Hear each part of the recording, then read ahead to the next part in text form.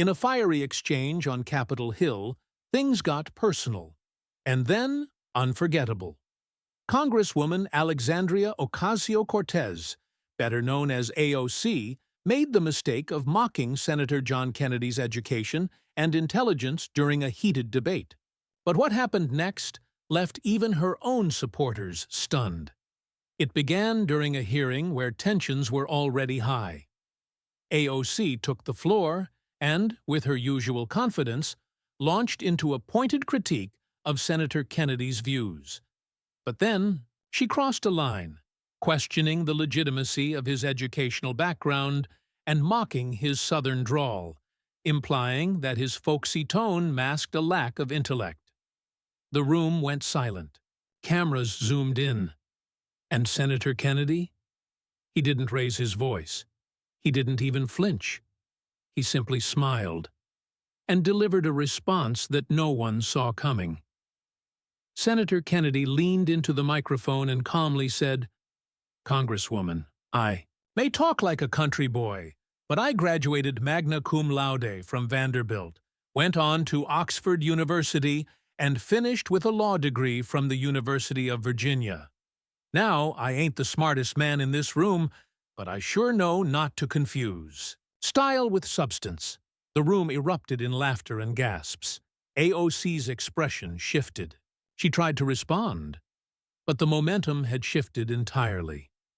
The audience was stunned not just by Kennedy's credentials, but by the sheer grace and sharpness of his clapback. Even some Democrats in the room had to acknowledge the senator had handled the moment with class and clarity. Narrator, voiceover. This wasn't just a moment about two lawmakers sparring. It became a symbol of how style and stereotypes can blind us to substance. Kennedy, long underestimated for his Southern charm, reminded the nation that intelligence isn't always loud, and respect is earned not by titles, but by how you carry yourself when you're under fire. And just when the Capitol thought the drama was done, word spread of another controversy. Captain Ibrahim Traoré's eldest daughter, furious after her father's treatment aboard a recent international flight, went public. Her outrage over what she called deliberate humiliation of the Burkina Faso leader sparked reactions across Africa and beyond. She described the incident as degrading and politically motivated, claiming her father was subjected to unjust scrutiny and mistreatment that no head of state should endure. Her emotional video, shared across social media, painted a powerful picture of a daughter defending her father. A leader, she says, deserves dignity. In just a few hours, two seismic moments, one in Washington, the other in West Africa, reminded the world how personal honor, pride, and the fight for respect still stir the deepest emotions in the public arena. As the buzz surrounding Senator Kennedy's unexpected mic drop moment continued to dominate headlines, social media exploded.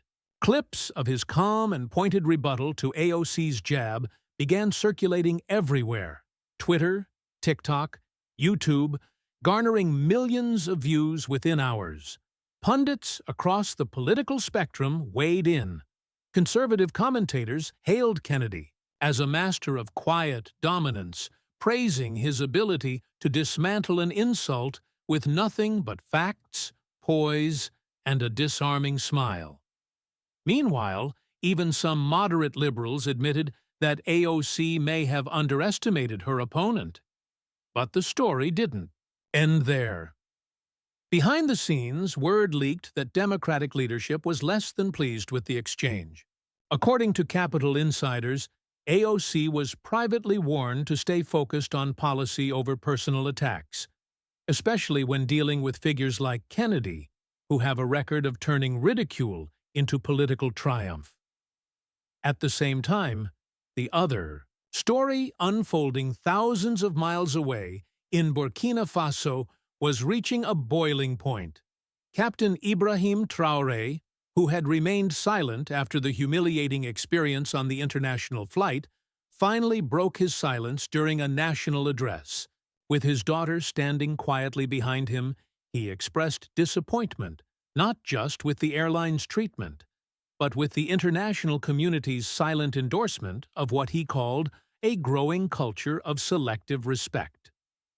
His words, "Respect for Africa should not depend on whose hand we shake or how fluent we are in foreign languages. We are leaders of sovereign nations, and we deserve to be treated as such."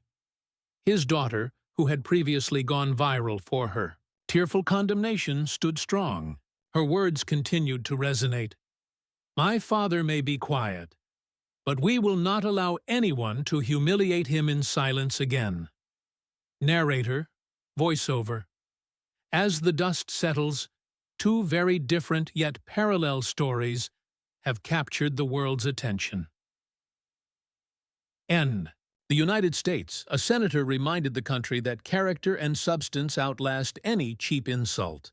In Africa, a daughter reminded the world that dignity is not given. It is demanded. Both moments now stand as reminders of something deeper. Whether you're in the halls of Congress or stepping off a plane as a president, the battle for respect is ongoing. And sometimes it takes just one person, one voice, one response to shift the tide. Because in the end, silence is powerful. But when the moment calls for it, so is speaking back. Narrator, voiceover. From the echoing halls of Congress to a daughter's passionate defense on an airplane runway, this week showed us all that words, pride, and character still matter. As both stories rippled across continents, the reactions became louder and more complex. In Washington, journalists pressed AOC for comment on the viral moment. At a press briefing, she downplayed the incident, claiming her remarks were taken out of context and insisting that her critique was aimed at policy, not personality. But, for many viewers, the damage was done. Kennedy's calm dismantling of the moment had already sealed it in political memory. Meanwhile, Kennedy appeared on a morning news show where he was asked about the incident. His response?